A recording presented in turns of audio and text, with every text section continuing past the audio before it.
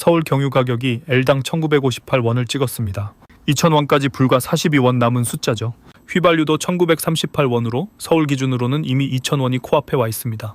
더 충격적인 건 경유가 휘발유보다 비싸졌다는 겁니다. 원래 경유는 정제 과정이 덜 복잡해서 늘 휘발유보다 저렴했습니다. 트럭이나 화물차가 경유를 쓰는 이유 중 하나가 기름값 절감이었거든요. 그 공식이 지금 완전히 뒤집혔죠. 서울에서 경유가 휘발유보다 약 20원이나 비싼 상황입니다. 불과 한 달 전만 해도 1700원대였던 가격이 어쩌다 이 지경이 됐을까요? 그리고 3월 7일 들어 상승폭이 눈에 띄게 줄었는데 이게 진짜 안도 신호인지 아니면 잠깐 숨을 고르는 건지 오늘 그 구조를 함께 들여다보겠습니다. 먼저 숫자부터 정확히 짚고 가겠습니다. 한국석유공사 오피넷 자료를 보면요. 3월 7일 오전 9시 기준 전국 주유소 평균 휘발유 가격은 L당 1881.28원으로 전날보다 9.46원 올랐습니다. 경유는 1899, 43원으로 12.10원 상승했고요. 서울만 따로 보면 휘발유 1938동 S4원, 경유 1958, 0원이죠. 서울은 이미 1900원대 중후반에 진입한 겁니다. 근데 이 가격이 얼마나 빠르게 올라온 건지 아시나요? 3월 첫째 주, 그러니까 1일부터 5일까지 단 한 주 동안 전국 주유소 휘발유 평균 가격이 55.3원 올랐습니다. 경유는 더 가파르게 86.93원이나 뛰었고요. 한 주 만에 이만큼 오른 겁니다.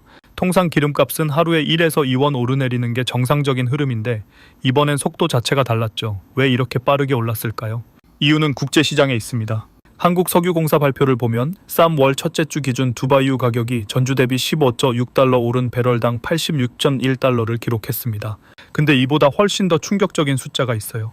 국제 자동차용 경유 가격이 배럴당 130.8달러로 한 주 만에 무려 42.6달러가 올랐습니다. 국제 휘발유 상승폭 10분 1달러의 2배가 훌쩍 넘는 수치죠. 경유가 휘발유보다 비싸진 역전 현상은 국내에서만 벌어진 일이 아니라 국제시장에서 먼저 시작된 구조적 변화였던 겁니다. 이 급등의 원인은 중동 정세 악화입니다. 미국과 이스라엘의 이란 관련 군사 행동이 이어지면서 호르무즈 해협 봉쇄 우려가 커졌습니다. 이 해협은 전 세계 원유 물동량의 약 20%가 지나가는 길목이죠. 특히 경유는 산업용과 물류용 수요가 높아서 지정학적 리스크가 커질수록 가격이 더 민감하게 반응하는 구조입니다. 여기서 한 가지 더 짚어야 할 포인트가 있습니다. 원래 국제유가 변동이 국내 주유소 가격에 반영되려면 통상 2에서 3주 시차가 있습니다. 대한석유협회도 이를 공식적으로 설명해온 원칙이에요. 중동에서 원유를 들여와 정제하고 유통하는데 그만큼 시간이 걸리기 때문입니다. 근데 이번엔 그 시차가 사라졌습니다. 국제유가가 오르자마자 국내 주유소 가격이 거의 즉각 따라 올라간 겁니다. 그 이유가 정유사 공급가에 있습니다. 지난주 L당 1630원이었던 정유사 공급가가 단 8일 만에 1860원으로 올라섰습니다. 230원, 비율로는 14% 폭등이죠. 주유소는 정유사에서 기름을 받아 파는 구조이기 때문에 공급가가 이렇게 빠르게 오르면 재고를 쌓아둘 여유가 없습니다. 기존 재고가 소진되고 새로 들여오는 기름은 이미 비싼 가격에 들어오니 주유소 판매가도 즉각 반영될 수밖에 없는 구조입니다. 마치 납품가가 갑자기 14% 오른 상황에서 기존 재고가 바닥난 가게가 새 가격으로 팔 수밖에 없는 것과 같은 이치입니다. 이번엔 그 속도가 유례없이 빨랐고 그래서 2에서 3주 시차라는 원칙이 무력화됐습니다. 이게 우리 생활에 어떤 의미인지 구체적으로 따져보겠습니다. 경유차를 모시는 분이 50리터를 주유한다고 하면 한 주 전과 비교해서 4,315원을 더 내야 합니다. 한 달에 2번 주유한다고 치면 8,630원, 1년이면 10만 원이 넘는 추가 부담이 생기는 거죠. 개인 승용차 기준으로도 이 정도인데 하루에도 여러 번 주유하는 화물차 기사나 배달 종사자들에게는 훨씬 더 큰 타격입니다. 경유 가격 상승이 특히 문제가 되는 이유가 바로 여기에 있습니다. 경유는 단순히 개인 차량 연료가 아닙니다. 화물 트럭, 버스, 건설 장비, 농기계까지 경유에 의존하죠. 경유 가격이 오르면 물류비가 오르고 물류비가 오르면 마트에서 사는 물건값도 따라 오릅니다. 기름값 상승이 단순히 주유소 문제가 아니라 물가 전반으로 번지는 경로가 바로 경유입니다. 이 상황이 어떻게 만들어졌는지 구조를 좀 더 깊이 들여다보겠습니다. 서울 휘발유 가격이 1900원대를 돌파한 건 3년 7개월 만의 일입니다. 마지막으로 이 수준을 봤던 건 2022년 러시아 우크라이나 전쟁 여파로 국제유가가 폭등했던 때였죠. 그때도 충격이 컸는데 이번엔 상승 속도가 그때보다 더 빠릅니다. 속도가 빠른 이유를 이해하려면 국제 경유 시장 구조를 알아야 합니다. 경유는 원유를 정제할 때 나오는 여러 제품 중 하나인데 산업용 수요가 매우 높습니다. 발전소, 선박, 농기계, 건설 장비, 화물차가 모두 경유를 씁니다. 그래서 지정학적 위기가 생기면 경유 공급이 끊길 수 있다는 불안 심리가 빠르게 퍼지고 수요가 몰리면서 가격이 먼저 튀어오릅니다. 이번에 국제 경유 가격이 한 주 만에 40.6달러나 오른 것도 이 구조 때문이죠. 국내 정유사들은 이 국제 가격을 기준으로 공급가를 책정합니다. 중동에서 원유를 사와 정제하는 데 시간이 걸리지만 공급가는 현재 국제 시세를 반영해서 즉각 조정됩니다. 그래서 정유사 공급가가 8일 만에 14% 뛰었을 때 주유소들은 선택의 여지가 없었습니다. 재고가 소진되는 속도보다 공급가 인상 속도가 빨랐으니까요. 이번 급등의 구조적 원인은 바로 이 공급가 충격입니다. 여기에 수요 측면의 압력도 더해졌습니다. 기름값이 더 오를 것 같다는 불안 심리가 퍼지면서 주유 수요가 단기간에 몰렸습니다. 마치 마트에서 라면이 동날 것 같다는 소문이 돌면 사람들이 미리 사재기하는 것처럼 기름도 비슷한 심리가 작동했죠. 수요가 몰리면 가격은 더 빠르게 오릅니다. 공급 충격과 수요 충격이 동시에 터진 겁니다. 실제로 현장에서는 어떤 일이 벌어지고 있을까요? 서울 강남, 강서, 영등포 등 여러 지역에서 L당 2,000원을 넘는 주유소가 이미 등장했습니다. 중구의 한 주유소는 2,900원에 가까운 가격을 책정하기도 했죠. 입지 조건이 좋거나 고급 주유소로 분류된 곳들은 평균가보다 훨씬 높은 가격을 받고 있는 상황입니다. 운송업계의 부담은 더 직접적입니다. 화물차 기사들은 하루에도 수십 리터씩 경유를 씁니다. 3월 6일 하루에만 서울 경유 가격이 38.9원 올랐습니다.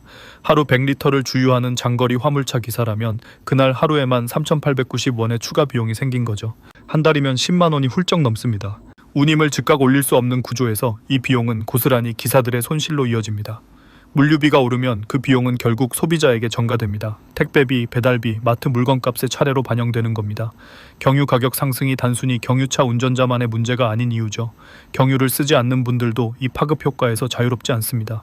대중교통 측면에서도 변화가 나타나고 있습니다. 버스와 일부 화물차도 경유를 사용하기 때문에 경유 가격이 지속적으로 오르면 버스 운임 인상 압력도 커질 수 있습니다. 2022년에도 경유 가격 폭등이 버스 요금 인상 논의로 이어진 전례가 있죠. 3월 7일 들어 상승폭이 줄어든 건 어떻게 봐야 할까요? 숫자를 비교해 보겠습니다. 3월 6일 서울 경유 하루 상승폭은 38.9원이었습니다. 그런데 3월 7일에는 438원으로 크게 줄었죠. 서울 휘발유도 27.5원에서 776원으로 낮아졌고요. 하루 만에 상승폭이 5분의 1 수준으로 줄어든 겁니다.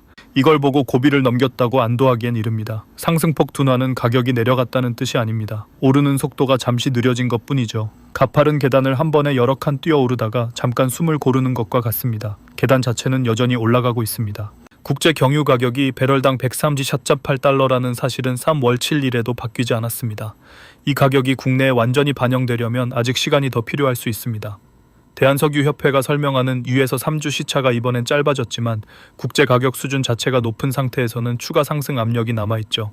정부도 이 상황을 심각하게 보고 있습니다. 범부처 석유시장 점검반을 운영해 불법 석유 유통 위험군 주유소를 특별 검사하기로 했고 가격 담합이나 매점 매석 같은 시장 교란 행위에 대한 엄단을 예고했습니다.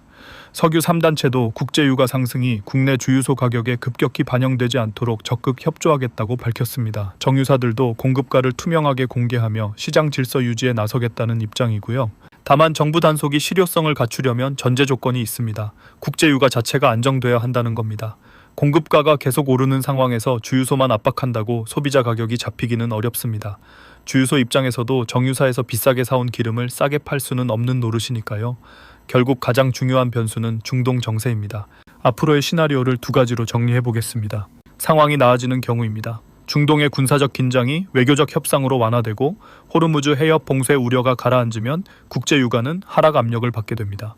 이 경우 정유사 공급가도 내려가고 2에서 3주 안에 국내 주유소 가격도 하향 조정될 수 있습니다. 서울 경유가 2,000원 돌파 없이 안정될 가능성이 생기는 거죠. 반대로 상황이 나빠지는 경우입니다. 중동 분쟁이 확전되거나 호르무즈 해협 통항이 실제로 제한되면 국제 경유 가격은 134.8달러에서 더 올라갈 수 있습니다. 이 경우 정유사 공급가가 추가로 오르고 서울 경유 2,000원 돌파는 시간 문제가 됩니다. 전국 평균도 1,900원을 넘어설 가능성이 높아지고요. 2022년처럼 2,000원 시대가 다시 열릴 수 있습니다. 지금 당장 어느 쪽이 현실이 될지는 중동 정세 전개에 달려 있습니다. 앞으로 1에서 2주 동안 이란과 호르무즈 해협 관련 국제 뉴스를 주목하실 필요가 있습니다. 이 변수가 국내 기름값 방향을 결정하는 가장 직접적인 요인이거든요. 시청자 여러분이 실생활에서 할 수 있는 대응도 있습니다. 한국석유공사가 운영하는 오피넷 앱을 활용하시면 주변 최저가 주유소를 바로 확인할 수 있습니다. 같은 동네라도 주유소마다 가격 차이가 100원 이상 나는 경우도 있죠. 50리터 기준으로 5,000원 이상 차이가 날 수 있으니 주유 전에 한번 확인하는 습관이 도움이 됩니다.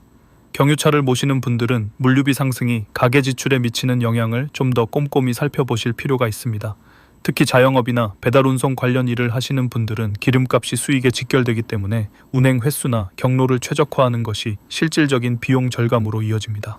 대중교통이 가능한 이동이라면 잠시 차 대신 지하철이나 버스를 활용하는 것도 방법이고요.